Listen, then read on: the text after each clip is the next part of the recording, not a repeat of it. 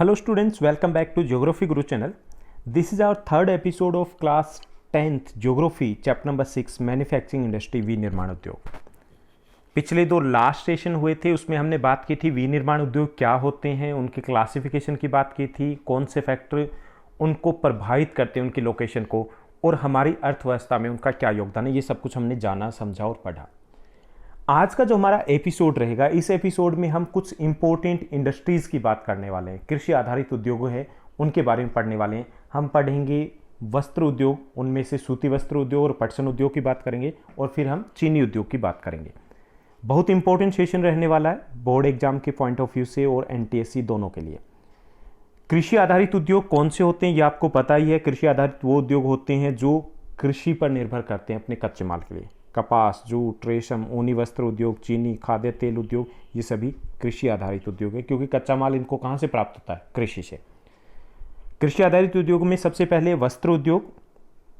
वस्त्र उद्योग है हमारे देश की अर्थव्यवस्था के लिए काफ़ी महत्वपूर्ण है। लगभग 4% जो जीडीपी का योगदान है वो इसी से प्राप्त होता है, 4%। दूसरा, ये हमारे देश का एकमात्र ऐसा उद्योग है जिसमें सब कुछ हमारे देश में तैयार होता है, यानी यहाँ पे मूल्य श्रृंखला में ये आत्मनिर्भर है। कच्चे माल से लेकर के जो उच्चतम मूल्य की वस्तुएं हैं वो हमारे देश में तैयार होता है, और रोजगार की दृष्टि से भी बहुत महत्वपूर्ण है। ये कृषि के बाद दूसरा सबसे बड़ा रोजगार सृजन का सेक्टर है। ये लगभग 3.5 करोड़ लोगों को सीधे तौर पर रोजगार प्राप्त है इस सेक्टर में। अगर हम मिलों की बात करें तो 1600 के आसपास मिलें हैं सूती वस्त्र और सिंथेटिक की हमारे देश में। उनमें से 80% के आसपास प्राइवेट सेक्टर में कार्य करी है। बाकी जो मिले हैं वो पब्लिक सेक्टर में है कुछ, और कुछ कोऑपरेटिव सेक्टर में भी है। इनके अलावा ये जो उद्योग है वो छोटे छोटे कारखानों के द्वारा पूरे देश भर में फैला हुआ है। ऐसे छोटी छोटी हजारों फैक्ट्रियां हैं जिनके पास 4 से लेकर के 10 करगी हैं। तो ये विकेंद्रीकरण के लिए महत्वपूर्ण है, क्योंकि जहां पर प्रोडक्शन कम होता है कपास पर, वहां पर इस प्रकार के छोटे छोटे कारखाने वो स्थापित किए गए। अब हम बात करेंगे दो वस्त्र आधारित उद्योगों की। सबसे पहले सूती वस्त्र, और उसके बाद हम बात करेंगे पटसन उद्योग की। सूती वस्त्र उद्योग है, ये भारत के सबसे पुराने वस्त्र उद्योगों में से एक आता है। और जैसा कि आपने 6, 7, 8 में हिस्ट्री में पढ़ा था कि भारतीय सूती वस्त्र थी, उसकी विदेशों में बहुत अधिक मांग थी। इतनी अधिक मांग थी कि ब्रिटेन को एक कालिको एक्ट पास करके सूती वस्त्र के वहाँ पर आयात पर रोक लगानी पड़ी थी, क्योंकि वहाँ के कारखाने थी वो भारतीय सूती वस्त्र का मुकाबला नहीं कर पा रहे थे। तो भारत पुराने समय से सूती वस्त्रों का उत्पादन करता रहा है। इसमें हाथ से कताई या हथकरघा ये भी शामिल है, यानी कि इसमें फैक्ट्री है, उसमें उत्पादन होता है। दूसरा आता है पावर लूम है, यानी कि मशीनें जो चलने वाली स्वचालित मशीनें, बिजली से चलने वाली मशीनें, उनसे उत्पादन होता है। और तीसरा होता है हैंडलूम, जिसमें हाथ से जो कताई बुनाई का काम होता है। तो इसमें 3 हम स्टेज लेंगे। इंडस्ट्रीज़ हैं, दूसरा पावर लूम है और तीसरा हैंडलूम है। 18वीं सदी के बाद पावर लूम उपयोग में आए और पारंपरिक उद्योगों को करारा झटका लगा। पावर लूम जैसे मशीनों से चलता है, और एक पावर लूम है वो लगभग 10 व्यक्तियों का काम कर सकता है एक साथ, और तेजी से कार्य हो सकता है। तो इसलिए जब पावर लूम आया तो एक बार काफ़ी हद तक जो रोज़गार था इस क्षेत्र में वो कम हो गया था, एक झटका लगा था रोज़गार की दृष्टि से। भारत में आधुनिक अगर हम सूती वस्त्र मिल की बात करें तो इसकी शुरुआत मुंबई में होती है 1854 में, जब पहली सफल कपड़ा मिल यहाँ पर लगाई जाती है। शुरुआती वर्षों में हमारा जो सूती वस्त्र उद्योग है वो महाराष्ट्र और गुजरात के आसपास ही केंद्रित रहा। अभी सरकार के प्रयासों के फलस्वरूप ये विकेंद्रित हुआ है। देश के लगभग सभी राज्यों में सूती वस्त्र उद्योग है वो विकसित है, लेकिन मुख्य केंद्र अभी भी महाराष्ट्र, गुजरात और तमिलनाडु बने हुए हैं। सूती वस्त्र उद्योग है वो महाराष्ट्र और गुजरात के आसपास केंद्रित है। क्या कारण है? बहुत इंपॉर्टेंट क्वेश्चन है, बहुत ज़्यादा इंपॉर्टेंट रहने वाला है। ये कई बार एग्जाम का हिस्सा रह चुका है कि क्यों भारत के अधिकांश सूती वस्त्र मिलें हैं वो मुंबई, अहमदाबाद के आसपास या महाराष्ट्र, गुजरात के आसपास है। तो इसके कारण क्या है? वही है जो हमने सेकंड एपिसोड में हमने डिस्कस किया था। पहला ये कि कच्चा माल इसको प्रभावित करता है, क्योंकि ये दोनों काली मिट्टी के एरिया हैं। तो कपास यहाँ पर जो सूती वस्त्र का कच्चा माल है वो आसानी से उपलब्ध है।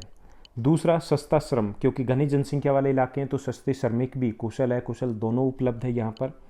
जल की सुविधा उपलब्ध है, बहुत अधिक मात्रा में जल चाहिए सूती वस्त्र के लिए। यहाँ की नदियों से और अरेबियन सी वहाँ से भी जल है जो उद्योग के लिए चाहिए, वो उपलब्ध है। इसके अलावा जलवायु, सूती वस्त्र के लिए नम जलवायु, आर्द्र जलवायु की आवश्यकता होती है, क्योंकि जो नम जलवायु होती है उसमें धागा बार बार नहीं टूटता। तो यहाँ की जलवायु भी नम जलवायु है, तो वो भी एक फैक्टर है जो इसको प्रभावित करता है। बाजार, बड़ा बाजार यहाँ पर उपलब्ध है क्योंकि घनी जनसंख्या के क्षेत्र है। दूसरा ये कि विदेशों में निर्यात की भी सुविधा उपलब्ध है। यहाँ से कांडला और जवाहरलाल नेहरू पतन, नाहवा शेवा पतन, मुंबई पोर्ट है वहाँ से, और देश के भी हर कोने से ये दोनों ही भाग, दोनों ही जो अपने स्टेट हैं ये जुड़े हुए हैं रेल परिवहन से या सड़क परिवहन उनसे। तो बड़ा बाजार है, इनको उपलब्ध है यहाँ पर। इसके अलावा परिवहन की सुविधा हो गया, परिवहन की सुविधा से भी जुड़े हुए हैं। बंदरगाह की सुविधा हमने किया कि आयात निर्यात की सुविधा यहाँ पर उपलब्ध है। प्रारंभिक संवेग भी एक बड़ा फैक्टर है, क्योंकि पहला सूती वस्त्र का कारखाना यहीं पर स्थापित हुआ था 1854 में। तो उसके बाद बाकी धीरे धीरे जब विकास हुआ शुरुआत में, तो यहीं से विकास शुरू हुआ। तो ये सभी कारण हैं जिसके कारण अधिकांश हमारी सूती वस्त्र के मिलें मुंबई, अहमदाबाद या फिर महाराष्ट्र और गुजरात के आसपास केंद्रित है। तो ये महत्वपूर्ण क्षेत्र है। अगर हम बात करें स्टेट वाइज, तो महाराष्ट्र, गुजरात, तमिलनाडु ये महत्वपूर्ण कताई के केंद्र हैं। यहाँ पर तमिलनाडु में सर्वाधिक मिलें हैं, लेकिन वहाँ पर मिलों का आकार है वो छोटा है। उत्पादन की दृष्टि पे पहले स्थान पर मुंबई बना हुआ है। सरकार है वो कोशिश कर रही है कि इसको विकेंद्रीकृत किया जाए, क्योंकि इसमें उद्योग हैं वो हथकरघा उद्योग भी शामिल है, पावरलूम भी शामिल है, तो आसानी से विकेंद्रीकरण हो सकता है। तो इसका हुआ भी है, लेकिन फिर भी अभी भी महाराष्ट्र, गुजरात और तमिलनाडु है, वहीं पर मुख्य तौर पर यह उद्योग केंद्रित है। भारत में कताई में विश्व स्तर का उत्पादन होता है। कताई का कार्य हम वर्ल्ड लेवल का प्रोडक्शन करते हैं, लेकिन बुनाई में हमारी गुणवत्ता इतनी अच्छी नहीं है, यानी हम देश में उत्पादित उच्च गुणवत्ता वाले यार्न का अधिक उपयोग नहीं कर रहे हैं। जो अच्छी गुणवत्ता का धागा हम तैयार करते हैं वो विदेशों में निर्यात कर दिया जाता है। तो हम बुनाई में अभी थोड़ा पीछे हैं, लेकिन हम धागे के निर्यात की बात करें तो हम बहुत आगे हैं। भारत जापान को धागे का निर्यात करता है। देश कपास निर्मित सामान का यूएसए, यूके, रशिया, फ्रांस, पूर्वी यूरोपीय देश, नेपाल, सिंगापुर, श्रीलंका और अफ्रीकी देशों को भी निर्यात करता है। चीन के बाद भारत में स्पिंडल यानी कताई में प्रयुक्त होने वाला उपकरण है, उसकी दूसरी सबसे बड़ी संस्थापित क्षमता है। यानी स्पिंडल के मामले में देखें तो हम चीन के बाद दूसरे स्थान पर आते हैं। कुल व्यापार का लगभग 1/4 हिस्सा सूती धागा है, वो विश्व के व्यापार में भारत का हिस्सा है। सूती धागे का जो व्यापार होता है पूरे विश्व में, उसका 25% व्यापार अकेला भारत करता है। हालांकि कपड़ों में हमारे व्यापार का हिस्सा कम रह जाता है, वो केवल 4% है। इसका कारण यह कि हम धागे का निर्यात अधिक करें। थोड़ा सा हम देखते हैं किन किन राज्यों में ये मुख्य तौर पर विकसित है, ये उद्योग डेवलप्ड हुआ है।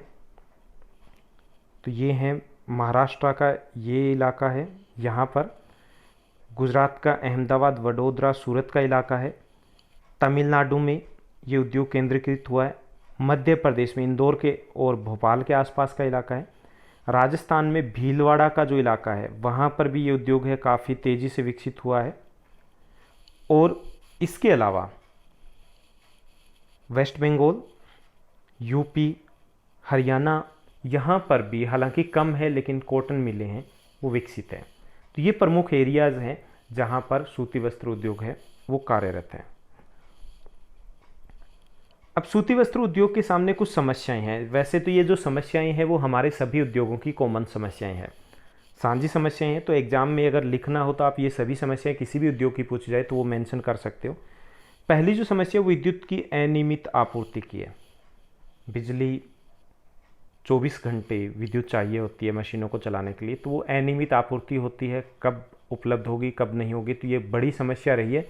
उसमें कुछ सुधार हुआ, लेकिन अभी भी जब भी थोड़ा सा प्रेशर बढ़ता है ख़ास तौर पे गर्मियों में, तो वहाँ पर उद्योगों की बिजली है वो बाधित हो जाती है। दूसरा, पुरानी मशीनरी, हम पुरानी टेक्नोलॉजी का उपयोग करें जिसके कारण लागत अधिक और बचत कम है।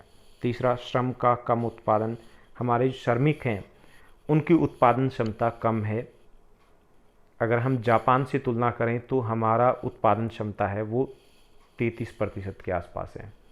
तो ये भी प्रॉफिट मेकिंग नहीं बना पाते श्रमिकों की उत्पादकता। चौथा है सिंथेटिक फाइबर उद्योग के साथ कठिन प्रतिस्पर्धा का सामना करना पड़ रहा है। सिंथेटिक फाइबर वो अवेलेबल है मार्केट में, सस्ता भी होता है, जिसके कारण सूती वस्त्र उद्योग है उसको एक कड़ी प्रतिस्पर्धा का सामना करना पड़ रहा है। पांचवा अगर कहें तो पूंजी का भी अभाव है इस उद्योग में, जिसके कारण वो नई तकनीक को नहीं अपना पा रहे हैं। तो ये था हमारा सूती वस्त्र उद्योग। अब हम बात करेंगे पटसन उद्योग की, जूट इंडस्ट्री की। जूट इंडस्ट्री भी कृषि आधारित उद्योग है। भारत जूट के उत्पादन में, कच्चे जूट और जूट के सामान के उत्पादन में हम पहले स्थान पर है, सबसे बड़े उत्पादक है। आज़ादी के समय में हमारे देश में अधिकांश पटसन उद्योग की मिलें रह जाती है और जो जूट उत्पादक क्षेत्र था वो अधिकांश बांग्लादेश में चला जाता है। उसके बाद धीरे धीरे हमने उस जूट उत्पादन के क्षेत्र को बढ़ाया और अब हम जूट के उत्पादन में पहले स्थान पर है, बांग्लादेश दूसरे स्थान पर है, और सामान के उत्पादन में पहले स्थान पर है। हालांकि निर्यात में हम पहले स्थान पर नहीं है क्योंकि इसकी भारत में मांग अधिक है। पहली जो जूट मिल है उसकी स्थापना 1859 में रिसरा में हुई थी, जो कोलकाता के नज़दीक स्थित है। बांग्लादेश के बाद भारत जूट का दूसरे नंबर का निर्यातक देश है। भारत में लगभग 70 जूट मिले हैं, जिनमें से अधिकांश पश्चिम बंगाल में है और वहाँ पर ये हुगली नदी के किनारे हैं। हुगली नदी के किनारे एक पतली सी बेल्ट है जो 98 किलोमीटर लंबी और 3 किलोमीटर चौड़ी है। तो हमारे अधिकांश जो उद्योग है वो हुगली नदी के किनारे केंद्रित है। अब इसमें अगर देखें हम, पटसन उद्योग है वो हुगली नदी के किनारे क्यों केंद्रित है, तो एक इम्पोर्टेंट क्वेश्चन बनता है कि इसके कारण है पहला कच्चा माल, कि वहाँ पर कच्चा माल उपलब्ध है, क्योंकि अधिकांश जो जूट उत्पादन होता है वो वेस्ट बंगाल में होता है। हमारे देश का 80% से अधिक जो पटसन का उत्पादन है वो अकेले पश्चिम बंगाल में, इसके अलावा असम, झारखंड, उड़ीसा वहाँ पर उत्पादन होता है, तो वही इलाका है, तो कच्चा माल आसानी से उपलब्ध है। दूसरा, ये घनी जनसंख्या वाला इलाका है तो इसलिए यहाँ पर सस्ता श्रम भी आसानी से उपलब्ध है। तीसरा, जल की सुविधा। इस उद्योग में बड़ी मात्रा में जल चाहिए होता है। जल यानी कि जो जूट है उसको गलाने के लिए उसके बाद उसका धागा तैयार किया जाता है, तो बहुत अधिक जल की आवश्यकता होती है। हुगली नदी से वो जल की आपूर्ति हो जाती है, पानी उपलब्ध है। फोर्थ है जलवायु। जलवायु जिसमें वर्ष भर कार्य किया जा सके उत्पादन की दृष्टि से वो जलवायु भी यहाँ की उपयुक्त है। बाजार की सुविधा भी उपलब्ध है। ये इलाका है पूरे देश से जुड़ा हुआ है परिवहन के साधनों के द्वारा, चाहे वो रेल यातायात हो या उनसे, तो बाजार न केवल वहाँ का बाजार उपलब्ध है बल्कि आसपास का बाजार भी इसके लिए उपलब्ध है। परिवहन की सुविधा, रेल और सड़क परिवहन दोनों का जाल बिछा हुआ इस इलाके में, तो वो भी सुविधा है। बंदरगाह की सुविधा उपलब्ध है। विदेशों में मशीनों का अगर आयात करना है या तैयार माल का निर्यात करना है तो वो भी काफ़ी आसान है। प्रारंभिक संवेग भी एक कारण है, फैक्टर है, क्योंकि पहली जो जूट की मिल हमारे देश में लगी थी वो यहीं पर 1859 में रिसरा में लगी थी। बैंकिंग और बीमे की सुविधाएं भी कोलकाता के क्षेत्र से उपलब्ध है।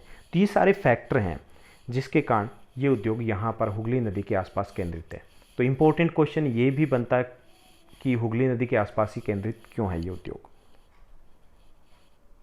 यहाँ पे कुछ प्रोडक्ट हैं जो पटसन से बने होते हैं, मार्केट में आप आमतौर पे देखते हो, थोड़े एक्सपेंसिव होते हैं। अब बात आती है इसकी समस्याओं की, चुनौतियों की। जूट उद्योग के सामने कौन कौन सी चुनौतियाँ। पहला है श्रम की उत्पादकता कम है। जो सभी उद्योगों की समस्याएं हैं, हमारे जो श्रमिक है चाहे वो कुशल है या अकुशल है वो अभी भी उतने ट्रेंड नहीं है। दूसरा है पूंजी का अभाव है। पूंजी का, पैसे का काफ़ी ज़्यादा अभाव है इस उद्योग में, जिसके कारण हम पुराने तरीके हैं उनसे ही उत्पादन कर पा रहे हैं। तीसरा, सिंथेटिक विकल्प उपलब्ध है मार्केट में जो सस्ता भी होता है, इसके कारण मांग कम हो गई, तो बहुत बड़ा कंपटीशन सिंथेटिक जो प्रोडक्ट है उनसे मिल रहा है। बांग्लादेश, ब्राज़ील, फिलीपींस, मिस्र, थाईलैंड, अन्य देशों से भी अंतर्राष्ट्रीय बाज़ार में हमें कंपटीशन या प्रतिस्पर्धा का सामना करना पड़ रहा है। तो ये चुनौतियां हैं जूट उद्योग के लिए, और उनमें से सबसे बड़ी जो चुनौती है वो सिंथेटिक प्रोडक्ट है। जूट के विकास के लिए राष्ट्रीय जूट नीति 2005 है उसकी शुरुआत की गई है, उसमें लागू की गई है। इसके तहत प्रयास है कि उत्पादन बढ़ाया जाए, गुणवत्ता में सुधार किया जाए, या जूट में किसानों को अच्छे दाम सुनिश्चित किए जाएं और प्रति हेक्टेयर उपज कैसे बढ़ाई जाए। इस उद्देश्य से राष्ट्रीय जूट नीति है उसकी घोषणा की गई थी और उसके कुछ सकारात्मक परिणाम अभी देखने को भी मिले हैं। अब हम जूट या पटसन उद्योग की बात करें कि कहाँ पर है ये मुख्य तौर पर 17 मिलें हैं और उनमें से अधिकांश मिलें, जैसे यहाँ से गंगा नदी आपको पता है कि इस तरीके से जाती है और ये बांग्लादेश में प्रवेश करने से पहले दो भागों में बंट जाती है। पद्मा के नाम से बांग्लादेश में एंट्री करती है और हुगली के नाम से ये दक्षिण की तरफ चलती है, कोलकाता की तरफ। और इसी नदी के किनारे दोनों साइड 98 किलोमीटर चौड़ी एक बेल्ट है जहाँ पर अधिकांश पटसन उद्योग है वो केंद्रित है। अब हम आगे बढ़ते हैं। तीसरा हमारा कृषि आधारित उद्योग है वो है चीनी उद्योग। भारत चीनी में चीनी के उत्पादन की बात करें तो दूसरा सबसे बड़ा उत्पादक देश है। गुड़ और खांड सारी का पहला सबसे बड़ा उत्पादक देश है। अगर हम गुड़ और खांड सारी को चीनी उद्योग में शामिल कर लेते हैं तो हम विश्व में पहले स्थान पर आ जाते हैं। हालांकि गन्ने के उत्पादन में हम अभी भी पहले स्थान पर है, लेकिन क्योंकि यहाँ पे गुड़, शक्कर, खांड सारी इस प्रकार के प्रोडक्ट तैयार किए जाते हैं इस प्रकार के प्रोडक्ट दूसरे देशों में तैयार नहीं किए जाते, इसलिए हम इसके उत्पादन में दूसरे स्थान पर आते हैं। 2010-11 के डेटा की अगर हम बात करें तो हमारे देश में 662 से अधिक चीनी मिलें थी, जो उत्तर प्रदेश, बिहार, पंजाब, हरियाणा, मध्य प्रदेश, महाराष्ट्र, कर्नाटका, तमिलनाडु, आंध्र प्रदेश, गुजरात, इन राज्यों में फैली हुई है। इनमें से अधिकांश जो चीनी मिलें हैं वो यानी अधिकांश में 60% के आसपास वो यूपी और बिहार में है। ज़्यादातर जो चीनी मिलें हैं वो दो राज्यों में, यूपी और बिहार में है। प्रोडक्शन की दृष्टि से अगर हम देखें कि कहाँ पर इसका उत्पादन हो रहा है तो देश का ऐसा कोई भी राज्य नहीं है, बहुत कम राज्य बचे हैं जहाँ पर इसका उत्पादन नहीं होता। तो मुख्य तौर पर हैं यूपी, बिहार, महाराष्ट्र, आंध्र प्रदेश, तेलंगाना, ये प्रमुख उत्पादक राज्य। इसके अलावा हरियाणा, पंजाब, वेस्ट बंगाल, झारखंड, कर्नाटका, यहाँ पर भी बड़ी संख्या में चीनी मिलें हैं। अभी एक बदलाव दिखाई दे रहा, चीनी मिलें हैं वो स्थानांतरित हो रही है, शिफ्ट हो रही है नॉर्थ इंडिया से साउथ इंडिया की तरफ। क्यों हो रही है वो हम जानते हैं कि इसका क्या कारण है। हाल के वर्षों में दक्षिणी और पश्चिमी राज्यों में चीनी मिलें या चीनी उद्योग स्थानांतरित हो रहा है। इसका कारण ये, पहला कारण, बहुत इंपॉर्टेंट क्वेश्चन है ये, पहला कारण ये कि वहाँ पर जो उत्पादित गन्ने हैं उसमें सुक्रोज की मात्रा अधिक होती है। क्यों अधिक होती है? क्योंकि वहाँ की जलवायु ज़्यादा सूटेबल है, सम जलवायु है वहाँ की जलवायु, तो उसके कारण आर्द्र जलवायु में गन्ना वो ज़्यादा मोटा होता है और उसमें रस की मात्रा, सुक्रोज की मात्रा अधिक होती है। अगर सुक्रोज की मात्रा अधिक है तो चीनी उत्पादन भी अधिक होता है। तो पहला कारण तो ये है। दूसरा ये कि वहाँ की आर्द्र जलवायु जिसके कारण जो पिड़ाई का काम है वो लंबे समय तक चलता है। उत्तर भारत में ये लगभग 3 से 4 महीने तक चलता है, गन्ने की कटाई करनी होती है, वहाँ पर 8-9 महीने चलता है। अब 8-9 महीने चलता है तो इसका मतलब ये चीनी उद्योग है, वहाँ पर जो श्रमिक कार्य करते हैं उनको पूरे वर्ष पर रोजगार मिल पाता है। उत्तर भारत में वो 3 या 4 महीने काम करेंगे, बाकी महीने काम नहीं है। अगर उनको पे दी जाए तो भी लॉस है क्योंकि प्रॉफिट नहीं हो पाएगा, और नहीं दी जाए तो श्रमिक नहीं मिल पाएंगे। वहाँ पर ऐसा नहीं, वहाँ पे 8 से 9 महीने वो कार्य चलता है, पिड़ाई का कार्य, तो ये भी एक कारण है। दूसरा, जो साउथ इंडिया वहाँ की मशीनें, तकनीक नई है। नई तकनीक का मतलब है खपत कम, लागत कम और बचत अधिक। यहाँ आयात निर्यात की सुविधा भी उपलब्ध है। विदेशों से मशीनों का आयात करना हो या चीनी का निर्यात करना हो तो बंदरगाहें पास ही स्थित है। और एक बड़ा कारण ये भी है कि यहाँ के अधिकांश चीनी मिलें सहकारी क्षेत्र में है, सार्वजनिक क्षेत्र में नहीं है, सहकारी क्षेत्र में है। इसका मतलब किसान खुद उनके मालिक हैं, जो श्रमिक कार्य कर रहे हैं, जो प्रबंधक हैं वो खुद मालिक हैं, तो इसलिए वो बेहतर कार्य कर रही हैं, प्रॉफिट में ज़्यादातर मिले। तो ये था चीनी मिलों के दक्षिण भारत की तरफ जाने के कारण क्या। बहुत इंपॉर्टेंट क्वेश्चन है ये। उसके बाद चीनी मिल की चुनौतियाँ क्या है चीनी उद्योग की। पहला ये कि मौसमी उद्योग है, इसमें वर्ष भर चीनी उद्योग में कार्य नहीं रहता, उत्तरी भारत में 4-5 महीने तक ही काम रहता है, तो बड़ी चुनौती है प्रॉफिट को बनाए रखना। दूसरा ये है उत्पादन का पुराना और कम कुशल तरीका हम उपयोग में लेके आते हैं, मशीनें पुरानी है तो ये भी एक चुनौतियाँ हैं। यातायात में देरी की चुनौती होती है। गन्ने की कटाई के 24 घंटे के अंदर अगर गन्ना मिल तक नहीं पहुंचता तो उसका रस सूख जाता है और चीनी का उत्पादन कम हो जाता है। तो ये भी एक समस्या होती है कि जहाँ पर चीनी मिले उसके आसपास के एरिया से ही कच्चा माल प्राप्त किया जा सकता है। खोई, यानी जब चीनी निकाली जाती है, आपने देखा होगा जूस निकालते हैं तो उसके बाद जो गन्ना बच गया उसको हम खोई बोलेंगे। खोई का अगर उपयोग किया जाए तो बहुत से प्रोडक्ट है वो तैयार किए जा सकते हैं, जैसे पेपर तैयार किया जा सकता है, उसको ईंधन के तौर पर प्रयोग किया जा सकता है, लेकिन हमारे देश में उसका ठीक से उपयोग नहीं हो रहा है, तो इससे भी चीनी उद्योग है उनको इतना अधिक प्रॉफिट नहीं हो पा रहा है। तो ये था चीनी उद्योग, और ये था हमारा आज का थर्ड एपिसोड जिसमें हमने 3 कृषि आधारित उद्योगों की बात की। पहला था सूती वस्त्र उद्योग, दूसरा था पटसन उद्योग और तीसरा था चीनी उद्योग। तो आज के जो हमारे क्वेश्चन इंपॉर्टेंट बने वो मैं आपको दोबारा से बता दूं। पहला जो क्वेश्चन बना सूती वस्त्र उद्योग है वो मुंबई और उसके आसपास के क्षेत्रों में केंद्रित है, क्यों। दूसरा बना पटसन उद्योग है वो हुगली नदी के आसपास है, क्यों। तीसरा जो क्वेश्चन बना चीनी उद्योग है वह दक्षिण भारत की तरफ जा रहा है, उसके क्या कारण है। तो ये 3 इंपॉर्टेंट क्वेश्चन है जो किसी न किसी एक एग्जाम के किसी न किसी एक पेपर के सेट में रहेंगे। तो चलिए आज के सेशन में बस इतना ही। उम्मीद करता हूँ बहुत अच्छे से आप पढ़ रहे होंगे। Thank you, bye bye, take care.